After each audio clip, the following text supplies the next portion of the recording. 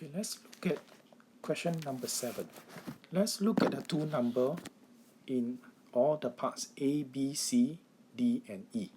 Let's look at the first two number in A. We look at 10 minus pi plus 10 plus pi. You get the sum of 20, right? And if you look at B number, 11 minus pi plus 9 plus pi, you also get 20, right? And then now you look at C, 12 minus pi plus 8 plus pi, you also get 20, right? Then you look at D, 13 minus pi plus 7 plus pi, that also give you 20.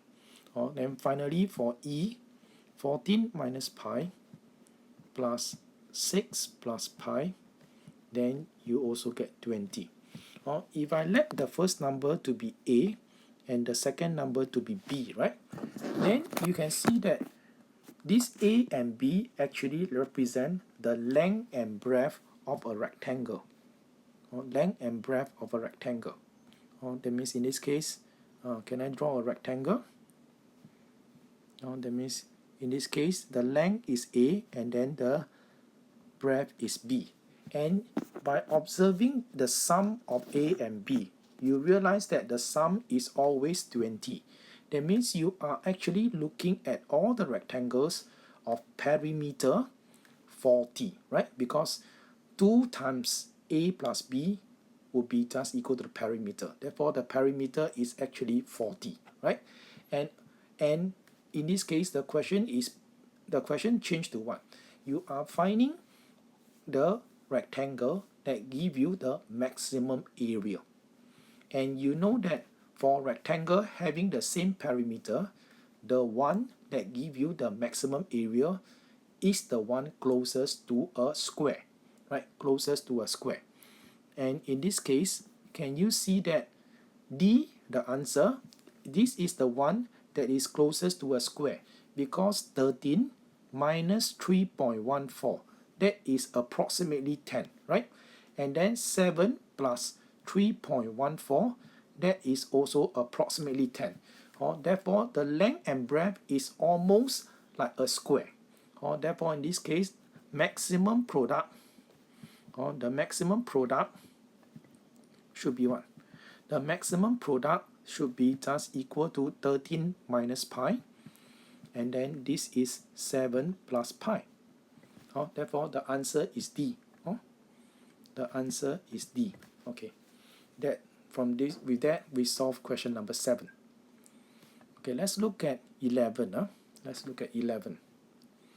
Okay, 11, please read the question carefully. It says that if the sum and product of two positive real numbers are both equal to 13, right? Find the sum of the square of these two numbers. Therefore, in this case, maybe in this case you can introduce notation. Let x and y be the two real number. Be the two positive real number. Two positive real numbers. Real numbers. Right? Then in this case, what does it say? That means x plus y will be just equal to 13. And then x times y is just equal to 13 also, right? And they want you to calculate what is the value of x squared plus y squared. And we know that x squared plus y squared is simply x plus y bracket squared minus 2xy, right? Therefore, this would be just equal to 13 squared minus 2 times 13, right? And that will just give you 143. That would be the answer.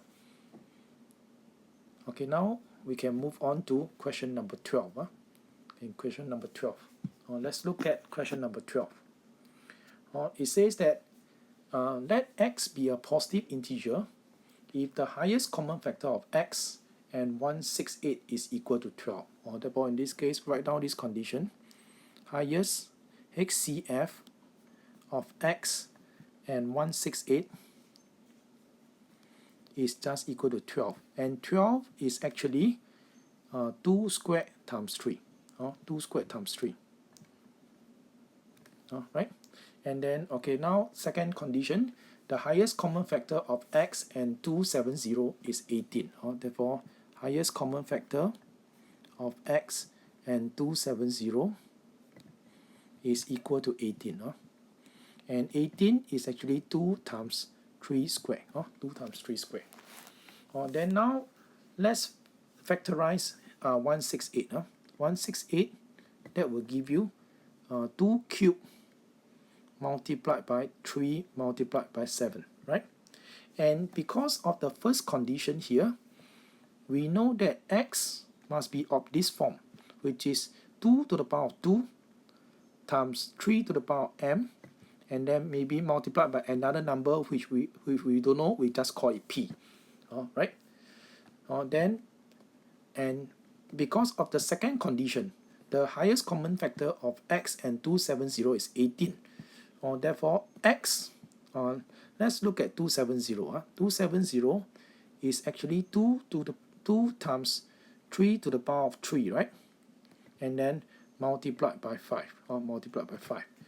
Therefore, because of this second condition, the highest common factor of x and 270 is 18. Therefore, we know that x must be of this form, 2 to the power of n times 3 squared, and then multiplied by what? Multiplied by q, another number called q. Alright, therefore, conclusion, x must be of this form, which is 2 to the power of 2 times 3 to the power of 2 multiplied by a number called r, which we do not know. But for the smallest, to get the smallest x, we can just let the r to be 1.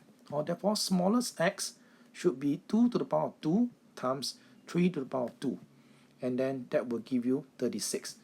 That will be the answer to question 12. Okay, next, we look at question number 8. Question number 8, okay, let's look at the question. Two real numbers u and v satisfy the equation, right? And they want you to find the value of u over v. Let's look at the second equation, and I call this equation 1. Equation 1. For this equation 1, I would like to divide throughout the equation by v squared. That means I divide throughout the equation by v squared. That means in this case I will get 1 plus 2016 divided by v, right? And then this is plus 2015 and then divided by v squared, and then that will be 0, right? Then I want to rewrite this in this manner: 2015 times 1 over v squared, and then this is plus 2016 1 over v, and then plus 1 equal to 0. And now if you look at this equation with the first equation here, with this equation, can you see that the coefficient, the first one is 2015, the same. Then 2016, the middle term, the same. And then the constant term are both 1, right? With respect to this first equation, the root is actually u, right? And with respect to this equation, the root is actually 1 over v, right? 1 over v. Therefore, what does it mean?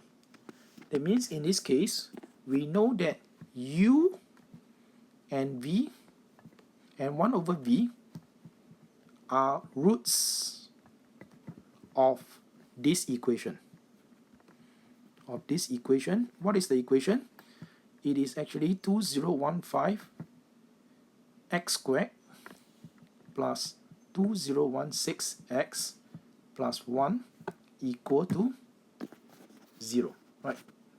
That means your u and 1 over v are actually the roots of this equation. And then what is u? What is u over v? What is u over v? U over v now becomes u times 1 over v, which is the product of the two roots. And we know that the product of the two roots is actually expressed as c over a. I hope you remember.